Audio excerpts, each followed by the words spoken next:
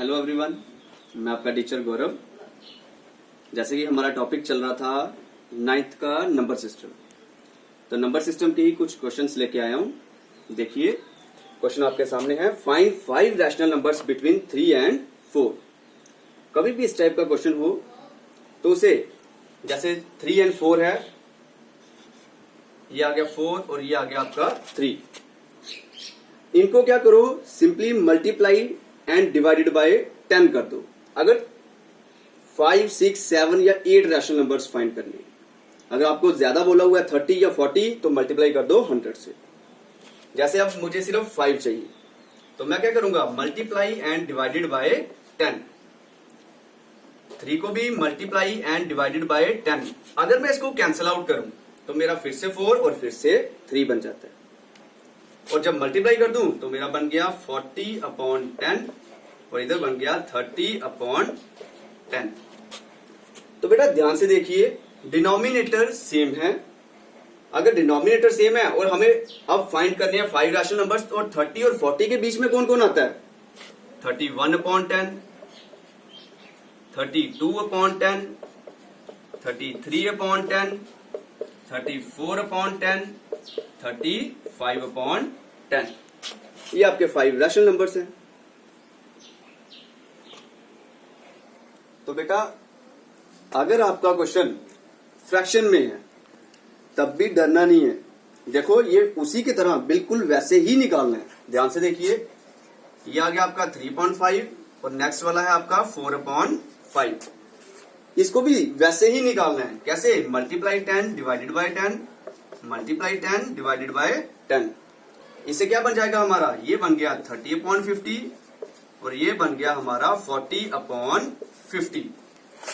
तो बेटा देखो 30/50 एंड 40/50 डिनोमिनेटर सेम है, न्यूमिनेटर अलग है। ये 30 है और ये 40 है, और 30 और 40 के बीच में कौन कौन आता है?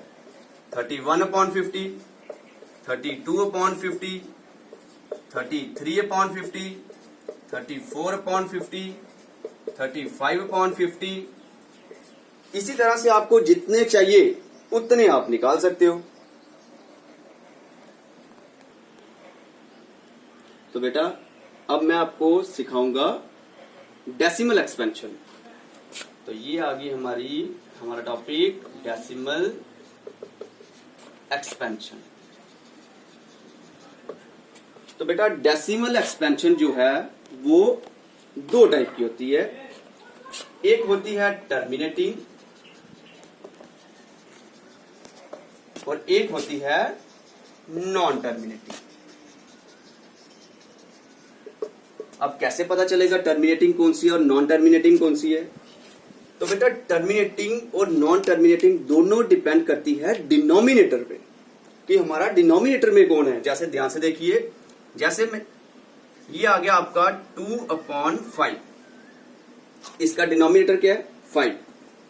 किसी भी डिनोमिनेटर को अगर हम 2 की पावर n इंटू 5 की पावर n में एक्सप्रेस कर सके तो इट मीन्स वो टर्मिनेटिंग है। जैसे इधर है 5, तो 5 को मैं कैसे लिख सकता हूं? 2 की पावर 0 इंटू 5 की पावर 1। देखो 2 की पावर, किसी की भी पावर 0 हो तो वो क्या बन जाता है? 1। और 5 की पावर 1, 5 और 1 इंटू 5, 5। देखो फिर से वही बन गया। तो मैंने इसको किस में एक्सप्रेस कर दिया? 2 की पावर n इंटू 5 की पावर n में। तो ये क्या बन जाएगी? टर्मिनेटिंग। इसी तरह से एक और एग्जाम्पल बता रहा हूं, ध्यान से देखिए। अगर इधर होता 2/4 तो 4 को कैसे एक्सप्रेस कर सकता हूं? ध्यान से देखिए, 2 की पावर 2 इंटू 5 की पावर 0, क्योंकि 2 की पावर 4 होती है और 5 की पावर 0 1 होती है। 4 इंटू 1 4 बन जाएगा। तो ये भी क्या है? टर्मिनेटिंग। एक और एग्जाम्पल बता रहा हूं, ध्यान से देखना।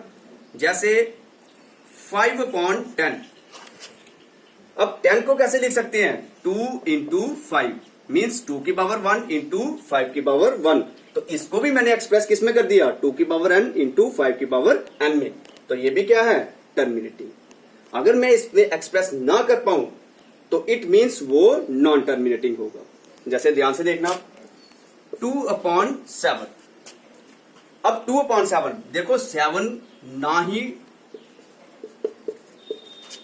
टू की ना ही इसकी प्राइम फैक्टराइजेशन में 2 आता है, ना ही 5 आता है।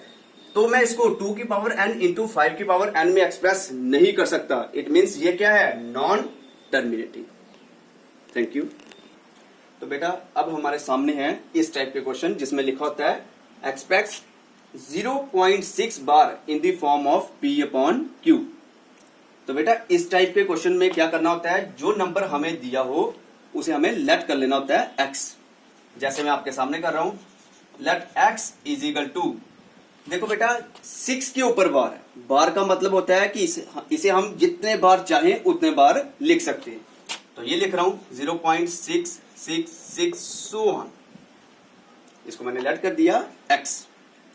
अब होता क्या है, जितने नंबर के ऊपर बार हो, जैसे इधर 6 के ऊपर बार है, एक ही डिजिट के ऊपर बार है, तो मुझे मल्टीप्लाई करना पड़ेगा इस इक्वेशन को 10 से।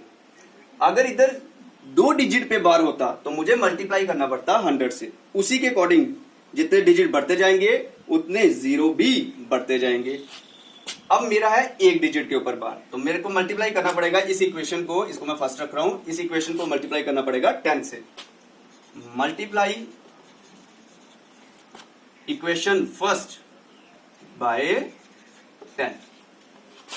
10 से मल्टीप्लाई करने से क्या हो जाएगा, x को जब 10 से करेंगे तो बन जाएगा 10x। 0.666 को जब मल्टीप्लाई करेंगे 10 से तो हमारा बन जाएगा 6.666 सो ऑन। इसे मैं रख लूंगा सेकेंड इक्वेशन। एक इक्वेशन है 10x की और एक इक्वेशन है x वाली, बड़ी है 10x वाली। तो इसमें से हम इसको क्या कर देंगे, सब्ट्रैक्ट फर्स्ट फ्रॉम सेकंड। तो सब्ट्रैक्ट तो करना आता ही होगा, LHS को LHS से, RHS को RHS से। 10x minus x is equal to 6.666 so on minus 0.666 so on. तो बेटा 10x माइनस x 9x। इधर जब ध्यान से देखना, ये सो ऑन है तो ये भी सो ऑन है, जब भी ये माइनस होंगे तो ये जीरो बनते जाएंगे। अब मैं इधर से स्टार्ट कर रहा हूं, 6 माइनस 6, ये देखिए 6 माइनस 6 0, 6 माइनस 6 0, 6 माइनस 6 0, 0.6 माइनस 0 6। तो ये 6.0000 ये सो ऑन होता जाएगा, चलता ही जाएगा। बट मुझे सिर्फ 6 तक ही चाहिए क्योंकि पॉइंट के आगे जीरो की कोई वैल्यू नहीं होती। 9x is equal to 6, x is equal to 6 upon 9। जब मैं इसे कैंसिल करूंगा 3 से, 3 2 जा 3 3 जा, मेरा आंसर आ गया 2/3 और ये है p/q की फॉर्म।